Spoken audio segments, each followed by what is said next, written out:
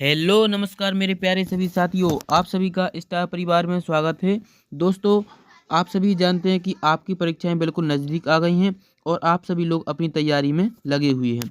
तो हम आपकी तैयारी को और भी बेहतर बनाने के लिए लाए हैं कक्षा 10वीं मैथ के आईएमपी क्वेश्चन। मैथ के आप ये मान के चलिए बिल्कुल प्रैक्टिस सेट है, बिल्कुल पेपर है, उसी के समान आपको इसको हल करना है। वीडियो को देखना है और पहले खुद से हल करने की कोशिश करनी है और हमें बताना है कमेंट में कि कितने क्वेश्चन आप कर पा रहे हैं। और हमें एक चीज़ और बताना कि आपका 10वीं में लक्ष्य क्या है, कितने नंबर तक का आप लक्ष्य लिए हैं, 90% या फिर 99% या फिर गणित में आपको कितने नंबर चाहिए, वो हमें कमेंट में बताना है। चलिए तो हम वीडियो को शुरू करते हैं।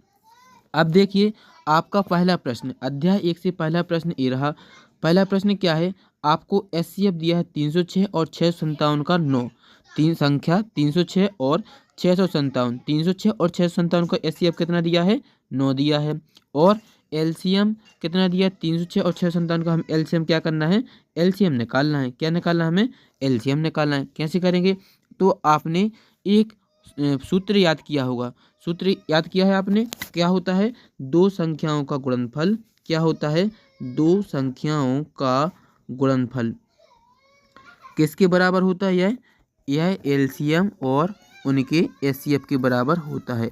किसके बराबर होता है, एलसीएम और एचसीएफ के बराबर होता है। अब दो संख्या का गुणनफल मतलब दो संख्या कहाँ से लेंगे, जो संख्या हमें दी गई हैं। जैसे पहली संख्या कितनी दी है, 306, और दूसरी संख्या कितनी दी है, 657। अच्छा, तो इनका है जो ये किसके बराबर होगी, यह एलसीएम और एचसीएफ के बराबर होगी। अब एचसीएफ हमें दिया है 9 और एलसीएम हमें निकालना है।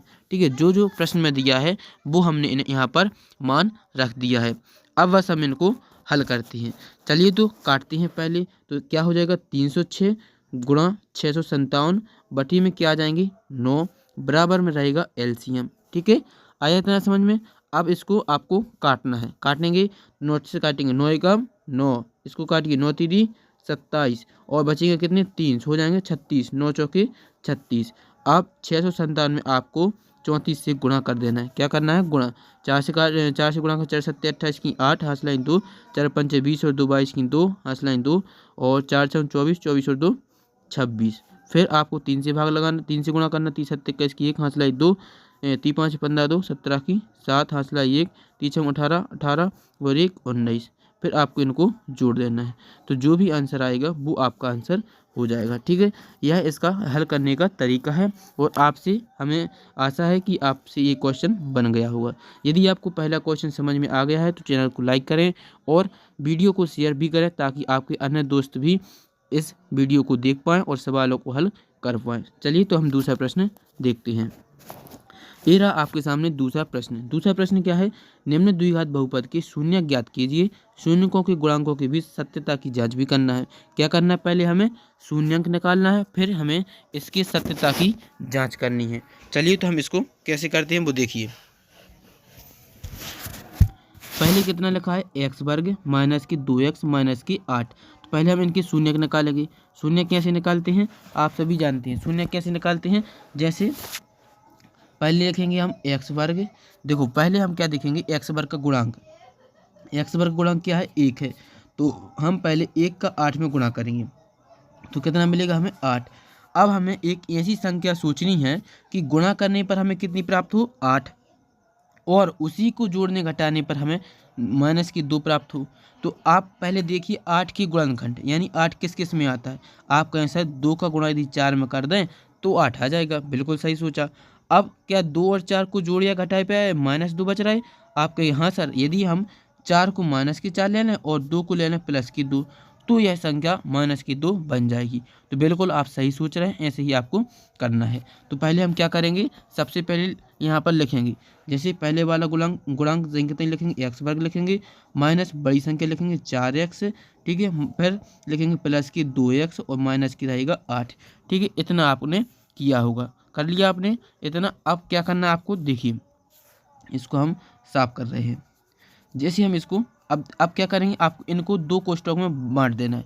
2 कोष्ठक में अब इनको बांट लेंगे। जैसे कि यहाँ पर देखो, जैसे क्या करेंगे, जैसे एक्स वर्ग लिखी, इन दो में से कॉमन ले लेंगे, फिर इनमें से कॉमन लेंगे।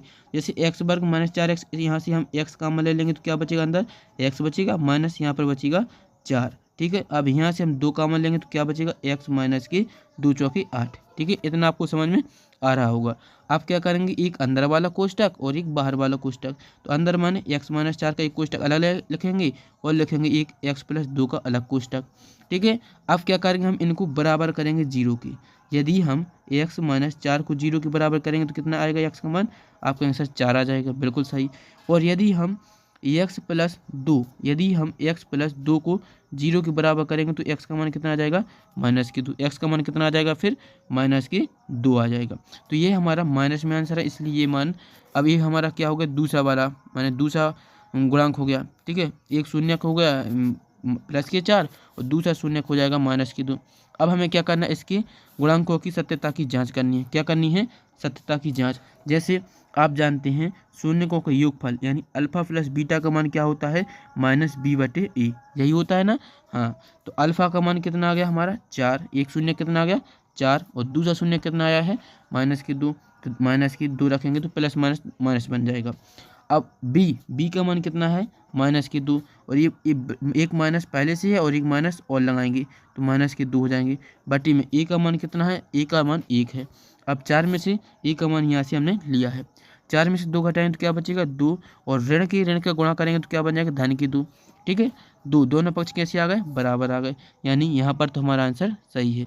अब किसके लिए देखेंगे, अब हम देखेंगे इनके गुणनफल के लिए। गुणनफल का सूत्र क्या होता है, अल्फा इंटू बीटा बराबर क्या होता है सी बटे ए।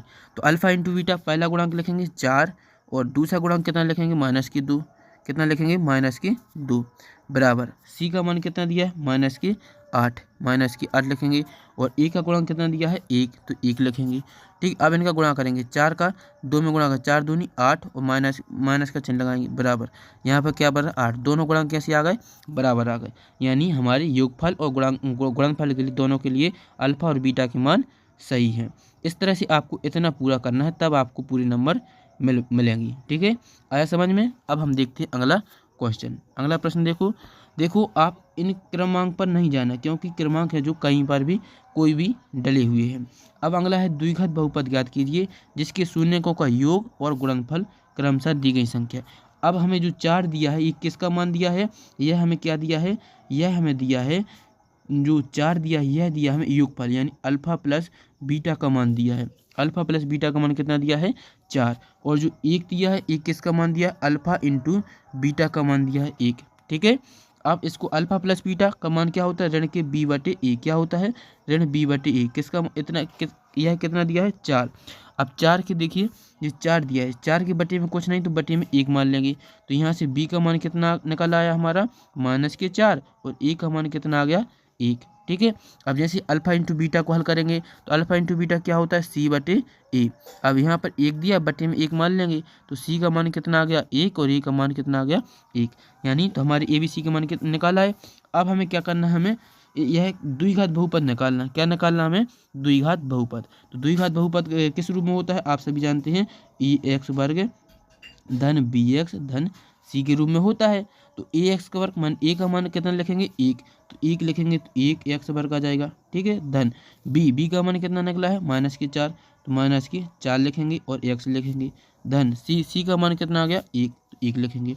अब इसको हल करेंगे तो 1 का एक्स वर्ग में गुणा करेंगे तो क्या आ जाएगा एक्स वर्ग, फिर माइनस का और प्लस का गुणा करेंगे तो कितना आ जाएगा माइनस की 4x और प्लस की 1 आ जाएंगे। ठीक है, ये आपका द्विघात समीकरण बन जाएगा, ये आपका क्या बन जाएगा द्विघात समीकरण बन जाएगा। इतना आपको इसको करना है। ठीक है, आया समझ में। अब हम देखते हैं अगला प्रश्न। अगला प्रश्न आपके सामने ये रहा, क्या है 5 पेंसिल तथा 7 कलमों का कुल मूल्य कितना दिया है 50 रुपये, जबकि 7 पेंसिल तथा 5 कलमों का कुल मूल्य कितना दिया 46 रुपये। अब हमें पेंसिल का मूल्य और कलम का मूल्य बताना है। कैसे करेंगे, देखो इस प्रश्न को हल करने के 2 तरीके हैं। पहले हम क्या करेंगे, इनका समीकरण बनाएंगे और फिर इसको चाहे हम प्रतिस्थापन या फिर विलोपन कोई सी भी विधि से हल कर सकते हैं। तो पहले हमें क्या आना चाहिए, समीकरण बनाना चाहिए। क्या आना चाहिए, समीकरण बनाना आना चाहिए। चलिए तो समीकरण बनाना सीखते हैं। जैसे क्या लिखा है पेंसिल, तो सबसे पहले हम क्या मान लेंगे, माना पेंसिल का मूल्य कितना है, पेंसिल का मूल्य, माना हमने क्या मान लिया, पेंसिल का मूल्य कितना मान लिया, एक्स, कितना मान लिया, एक्स मान लिया। और कलम का मूल्य क्या मान लेंगे हम, कलम का मूल्य मान लेंगे हम बाय, क्या मान लेंगे, बाय। आपने भी अपनी कक्षा में ऐसा ही माना होगा। अब क्या लिखा है, प्रश्न को पढ़ते जाएंगे और समीकरण बनाते जाएंगे। जैसे क्या लिखा है, 5 पेंसिल तथा 7 कलम, तो 5 पेंसिल माने 5 का एक्स। अब ये 5x कहाँ से आ गया, जैसे ये वही बात होगी, जैसे आपसे कह दिया जाए कि एक केला का मूल्य 2 रुपये है, तो 10 केले का मूल्य कितना हुआ, तो आप क्या करेंगे, जल्दी से उनका गुणा कर देंगे। तो वही यहाँ पर लिखा, मान लिया हमने कि एक पेंसिल का मूल्य x है, तो 5 पेंसिल कितने का, 5x। हाँ, फिर अब ऐसे क्या लिखा है, 7 कलम, तो एक कलम ₹12 की है, तो 7 कलम क्या रुपये की आएंगी, आप कहेंगे सर 7 बाई की, बिल्कुल सही। और दोनों चीज़ें कितने रुपये में खरीदी हमने, 50 रुपये में, तो बराबर में लिखेंगे 50, ठीक है। अब आगे देखेंगे, अगला क्या लिखा है, 7 पेंसिल तथा 5 कलम। आप कितनी पेंसिलें खरीदी, 7, और एक पेंसिल कितने की आ रही, x की, तो 7 पेंसिल कितनी हो जाएंगी, 7x। और दूसरा कलम कितनी ली हमने, 5, एक कलम का मूल्य बाय, तो 5 कलमों का मूल्य कितना हो जाएगा, 5 बाय, बराबर हमने कितने पैसे दिए उसको, 46 रुपये दिए। कितने दिए हैं, 46 रुपये। अब हमें पेंसिल का मूल्य और कलम का मूल्य बताना है। आप क्या करेंगे, देखिए इसमें विलोपन विधि ज़्यादा सही रहेगी। ये समीकरण 1 दिया और समीकरण 2, अब विलोपन से इसको हल करेंगे। अब विलोपन में क्या करते हैं, आप सभी जानते हैं, इनमें से हम किसी एक चर को समान बनाते हैं। जैसे पहले में आप चाहें तो x को एक सा बनाना है, क्या बनाना है, x को, तो x की अंक कितने लिखा, 5, और नीचे दूसरे समीकरण में कितने लिखे, 7। तो समीकरण 1 में किससे गुणा करेंगे, 7 से, और समीकरण 2 में करना आपको 5 से। समीकरण 1 में करना है 7 से, और 2 में करना है 5 से। तो समीकरण 1 में गुणा करिए तो कितना बन जाएगा, चलिए तो हम गुणा करते हैं। तो 7 का जब समीकरण 1 में पूरे में गुणा करेंगे अब, तो 7 पना 35 x आ जाएंगे, ठीक है। धन 7 का 7 में गुणा करेंगे, 7 7 49 बाय आ जाएंगे, बराबर 7 पना 35 यानी 350 आएंगे। अब नीचे इसमें कितने किससे गुणा करना है, 5 से, तो 5 का 7 में गुणा करेंगे कितना आ जाएगा, 5 7 35 x आ जाएंगे। धन 5 का 5 में गुणा करेंगे कितने आ जाएगी, 25 बाय, बराबर आएंगे 5 का 46 में गुणा करेंगे तो 5 का 30 का शून्य, हंसलाएँ आ जाएंगी 3, हंसलाएँ क्या आ जाएंगी 3, 5 का 30 का शून्य, हंसलाएँ 3, और 5 को 20, 20 और 3 23, ठीक है। इतना है जो आएगा। आप क्या करेंगे, घटाएंगे तो चिन्ह बदल जाते हैं, घटाने पर क्या बदलता है, चिन्ह बदल जाएंगे। तो अब चिन्ह बदलेंगे तो ये संख्या है जो कट जाएगी। जैसे एक संख्या धन की, एक संख्या माइनस की, ये कट जाएगी। अब प्लस की 49, माइनस की 25, तो इनको घटा देंगे, तो 9 में से 5 जाएगा, बचेगा 4, और 4 में से 2 जाएंगे, बचेगा 2, कितना आ गया, माइनस के 24 बाय, बराबर। आप 0 में से 0 जाएंगे 0, 5 में से 3 जाएंगे 2, 3 में से 2 जाएंगे 1, तो बाय, और यह संख्या कैसी रहेगी, ऋण की संख्या रहेगी। अब बाय का मान निकालेंगे तो बाय बराबर क्या आ जाएगा, ऋण के 120/24, ऋण के 24, ऋण से ऋण कट जाएगा, 24 एकम 24, 24 पंचे 120, तो बाय का मान कितना आ गया हमारा, बाय का मान आ गया 5, बाय का मान कितना आ गया 5। आया आपको समझ में, हाँ। अब यदि आपको इतना समझ में आ गया तो आप क्या करेंगे, बाय का मान समीकरण 1 में रखेंगे, क्या करेंगे, बाय का मान समीकरण 1 में रखेंगे। समीकरण 1 हमारा ए बना हुआ है, तो इसमें हम बाय का मान रख देंगे। तो समीकरण 1 में पहले 5x जो कतल लिखेंगे, धन के 7 लिखेंगे, और बाय का मान कितना रखेंगे, 5x, धन की लिखेंगे 7, और बाय का मान रखेंगे कितना, 5, बराबर लिखेंगे 50। तो 5x कितना, धन की 7 पना 35, बराबर लिखेंगे 50, ठीक है। तो 5x का मान कितना आ जाएगा, 5x बराबर आ जाएगा 50 माइनस 35, 50 माइनस 35, 50 में से 35 घटेगा, कितना बचेगा 15, 5x बराबर कितना आ जाएगा 15। तो x का मान कितना आ जाएगा, x बराबर आएगा 15/5, काटेंगे तो 5 में 5, 5 3 15, x का मान कितना आ गया, x बराबर आ जाएगा आपका 3, यानी x का मान 3 आ गया, और y का मान कितना आ गया, y का मान आया 5, यानी पेंसिल का मूल्य कितना है 3 रुपये, और कलम का मूल्य कितना है 5 रुपये। यदि आपको ये वाला क्वेश्चन समझ में आ गया है तो वीडियो को, यदि आपने अभी तक लाइक नहीं किया तो लाइक करिए।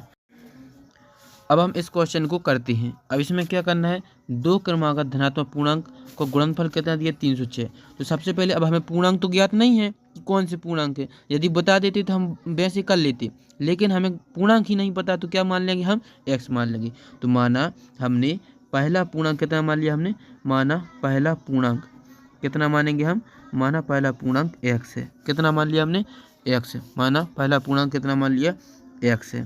तो दूसरा क्या हो जाएगा, दूसरा हो जाएगा x धन 1, दूसरा पूर्णांक क्या हो जाएगा, x धन 1।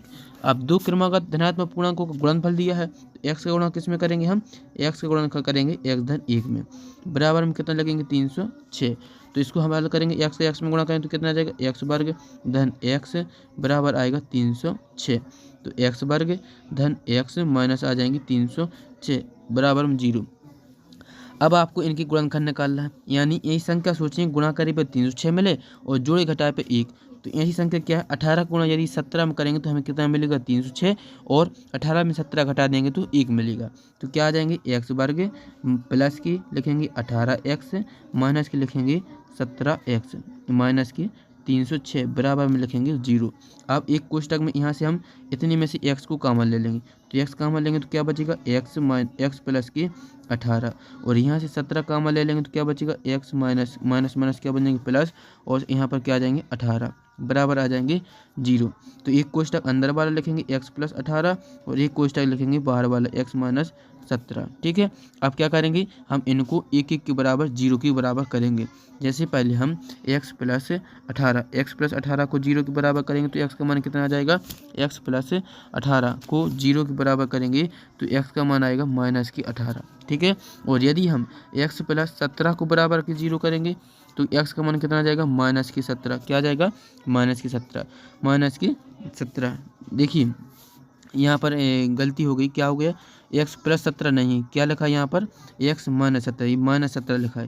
तो x माइनस 17 को 0 के बराबर करेंगे तो x का मान कितना आ जाएगा प्लस की 17।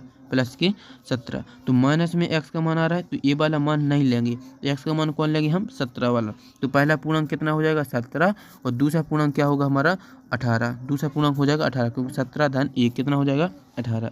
तो इस तरह से आपको पूर्णांक निकालने हैं। ठीक है, अब हम देखते हैं अगला प्रश्न।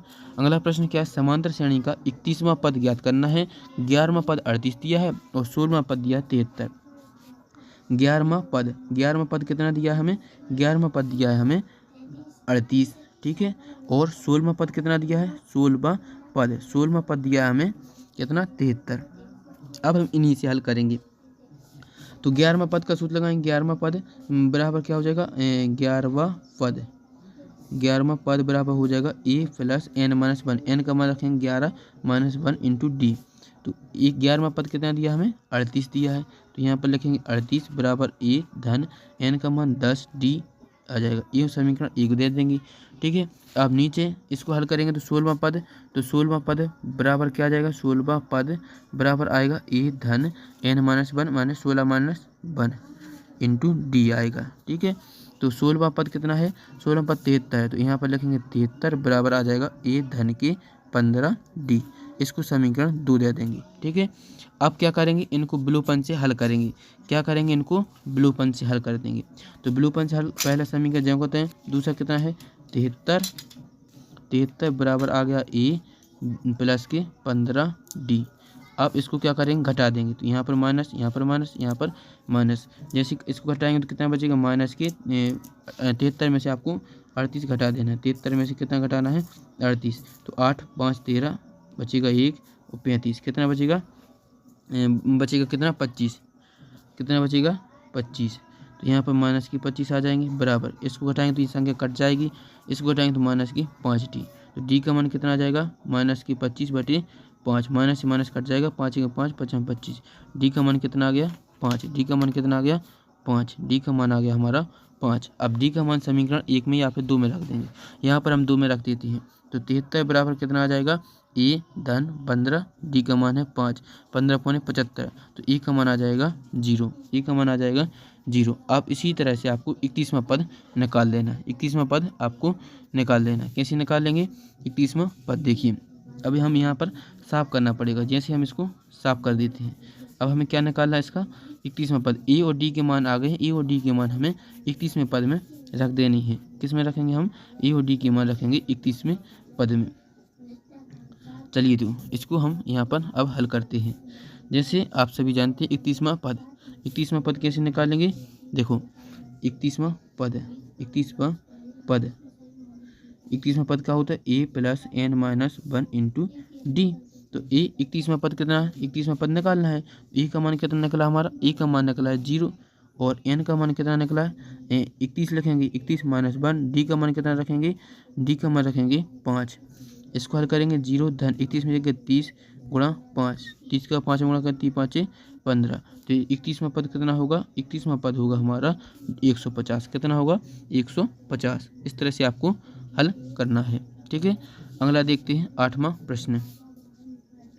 8वें प्रश्न में आपको देखना है व्रत से। व्रत से क्या पढ़ना है, जैसे सभी व्रत क्या होते हैं, समरूप होते हैं। सभी वर्ग क्या होते हैं, समरूप होते हैं। सभी खालिस्तान त्रिभुज समरूप होते हैं तो समबाहु त्रिभुज। ठीक है, भुजाओं की समान संख्या वाले दो बाहुभुज समरूप होते हैं यदि उनके संगत कोण कैसे हों, बराबर हों। उनकी संगत कोण बराबर हों और उनकी संगत भुजाएं कैसी हों, समानुपाती हों। ठीक है, ये है जो इसमें भर देने।